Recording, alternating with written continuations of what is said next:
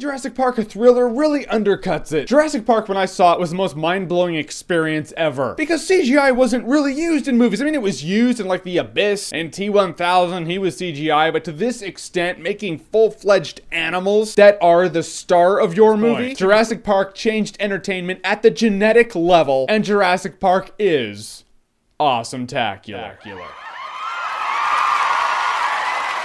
Is Crouching Tiger, Hidden Dragon, and I don't think I've seen a more beautiful and exciting film all year. I know I haven't witnessed such a spectacular fusion of exotic romance, light comedy, deep philosophy, and blazing fight scenes that leave the viewer breathless and giddy. And so against Spartan law, Leonidas takes 300 guys to go do what needs to be done. Now it's 1,000,000 Persians to 300 Spartans. So he does standard first-person shooter tactic and he just bottlenecks them into this narrow corridor so they can stand guard and wipe them out. And the Persians have a lot of numbers, but Leonidas and the 300, they're made for war. So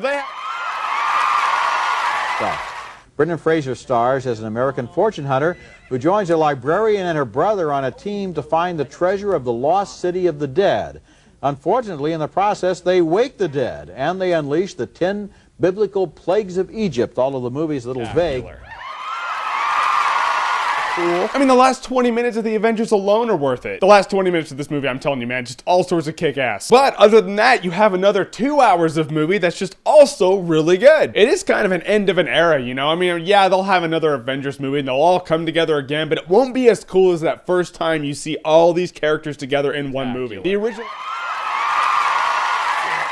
Enter the Dragon is the first kung fu film to have been made by a Hollywood studio, and only one of 2 English films in which Bruce Lee uses his natural voice. And it's also the last completed film in which Bruce Lee starred in.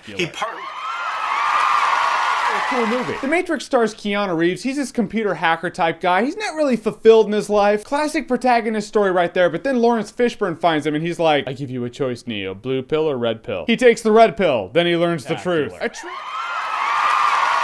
Alright, so the movie Titanic is pretty much exactly what it sounds like. It's a movie about the ship Titanic, which sinks. And on this ship are a few fictional characters, one of which is Rose, played by Kate Winslet, in which she then meets Jack, played by young Leonardo DiCaprio, who's this fun, free spirit kind of guy. He's really poor. He's third class on Titanic.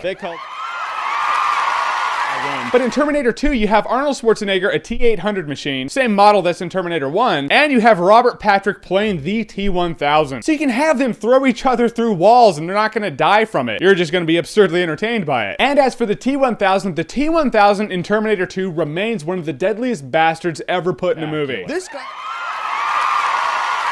Die Hard's the story of John McClane, played by Bruce Willis, arguably the most relatable protagonist ever in movies ever. He's at the Nakatomi Plaza in LA, he's at a party for his wife's work, and then a bunch of baddies led by Alan Rickman, aka Severus Snape, take control of the building and they're like, we have this under control, all the hostages are downstairs. What could go wrong except the fact that no one really counted on Bruce Willis being in the building also? It's not...